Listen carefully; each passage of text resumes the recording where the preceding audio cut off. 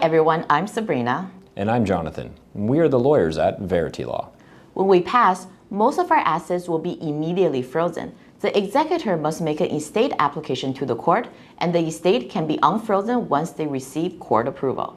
Recently, we've encountered many estate applications that were done incorrectly. Fortunately, given our experience, we fixed those applications once we were hired. Many mistakes were made because the executor did not find out how much the estate was worth in advance.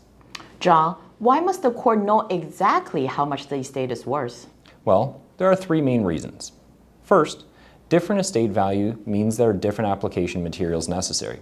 For example, a small estate application, meaning the entire estate is below $150,000, involves a much simpler process. The application package is around 10 pages. In contrast, a normal estate without a will application can go up to 100 pages in application materials. Wow, that is a huge difference. Absolutely. Now, a $350,000 estate without a will application is also easier because this means everything goes to the spouse. No other beneficiaries are needed to be considered. Okay, so what happens if the executor submitted the wrong estate value and used the wrong forms? Well, in that case, they must redo the entire estate application from scratch. Of course, this also does not look good with the courts. The next application will probably result in a lot more scrutiny. That makes sense. It is much better for an experienced estate law firm to prepare the application and get it right the first time. The law firm should do a thorough investigation of the estate value and ensure the correct forms are used. Additionally, many application documents must be notarized by a licensed lawyer before the courts will accept them. So either way, it makes more sense to have a law firm submit your application. That's right. Another reason the entire estate value must be known is to correctly calculate the estate admin taxes. For the first $50,000 of the estate, it is tax-free.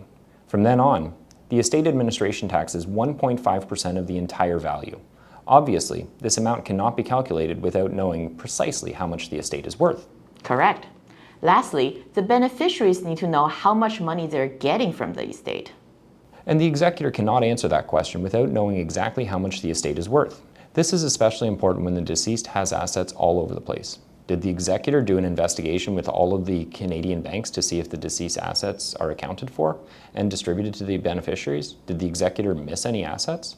Exactly. Requiring the executor to know the entire estate value also forces them to discover everything that the deceased owned during their lifetime. This process does sound very difficult and annoying, doesn't it? For sure. That's why advanced planning makes everything easier.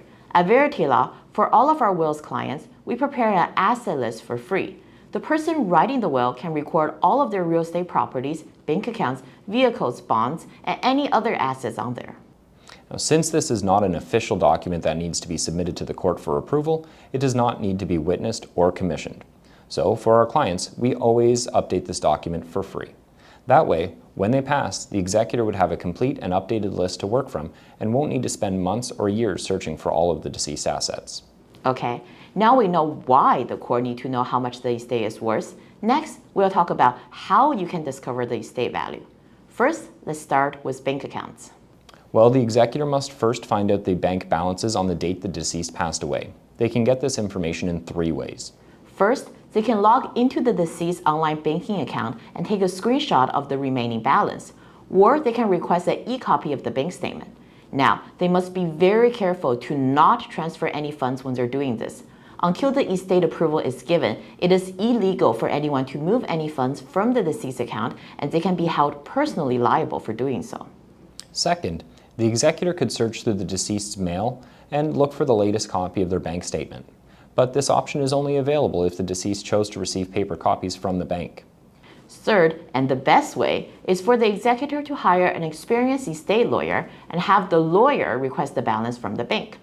In our past experience, the banks are a lot more willing to provide this information to the estate lawyer, knowing that the information is only being used in an active estate application.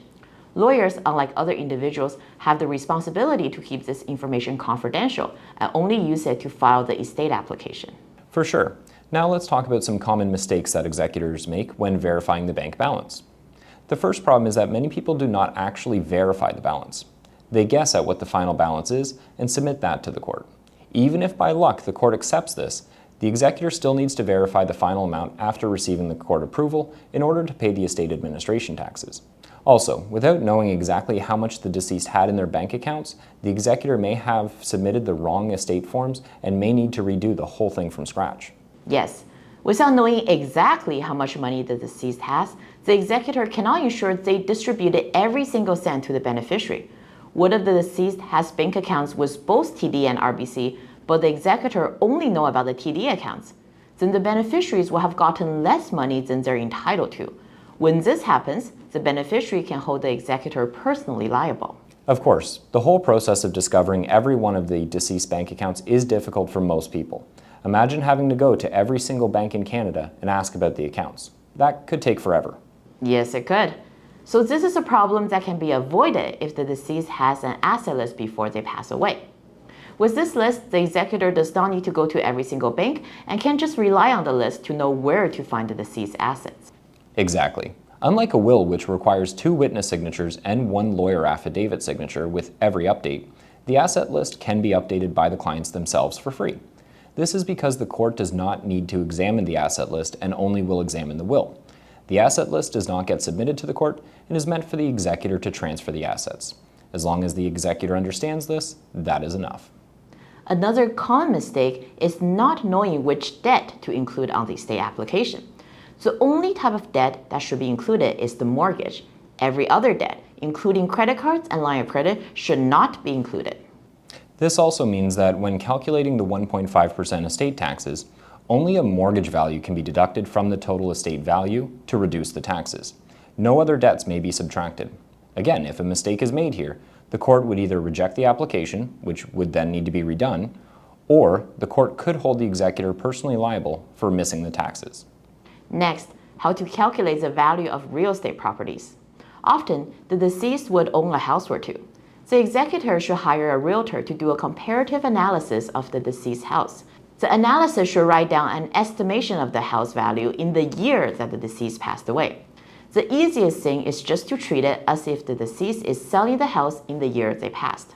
Normally, that is enough for the court. However, if there are multiple beneficiaries who dispute the house value, the executor can hire a professional appraiser to do a formal appraisal. Now, John, this all sounds like a lot of work. What if the executor just do an estimate of the property value themselves? That could be very bad. As executors, beneficiaries, and lawyers are often not trained to qualify house values, they can be held personally liable for submitting the wrong value to the court. If they do an unreasonably low estimation of the house in order to pay less estate administration taxes, there could be severe consequences. Yes. The court can fine the executor double the estate taxes payable, and in the worst case scenario, can even sentence them to jail for 2 years. Also, be careful here. Do not double dip. If, when filing the bank balances, you already deducted the mortgage amount from the total estate amount, you cannot do so again when reporting the house value. Outstanding mortgage, being the only debt that can be deducted from the total estate value, can only be deducted once. Next, if the deceased has a vehicle, then the value of the vehicle can be determined by a car dealership or by Service Ontario. As well, any corporate assets would need to be determined by an appraiser. Unfortunately, hiring a professional appraiser is usually very expensive, starting at around $10,000. This is why we always encourage clients to do a corporate or secondary will with our firm, so company assets would pass down without needing to be included in the probate application. If the company assets include an office or other commercial property, then a commercial realtor can do an appraisal of the property. I bet everyone is getting a headache hearing about how complicated the estate application process is, so let's end the video with some good news. What are the types of assets that do not need appraisals because they do not need to be included in the application? Yes, assets that do not need to be submitted to the court and can be automatically transferred to the beneficiaries. Those include any assets that are held jointly. For instance, if husband and wife are joint tenants on a real estate or joint account holders on a bank account, then those can be automatically passed down to the survivor. The survivor only needs to provide a death certificate to the real estate lawyer or the bank manager to effect the transfer. Also, any assets that have designated beneficiaries, including life insurance, TFSA, RRSP, or your RIF, the deceased must have intentionally set the beneficiaries with the bank and insurance companies before passing away for this to be passed down automatically, though. Lastly, Any assets passing through trust or company assets passing through a corporate will is automatically inherited without needing an estate application. So to summarize, when we pass, most of our assets will be immediately frozen. The executor must file an estate application to get the assets unfrozen and passed down to the beneficiaries. When filing the application, the executor must provide the value of the entire estate, including bank accounts, real estate appraisals, vehicle appraisals, etc. The executor must also know the assets that the deceased has, like how many bank accounts, how many real estate properties, etc. This will be much easier if the deceased kept an asset list throughout their lifetime, which could be updated by them for free. All right, that is all for today. We will see you in our next month's video.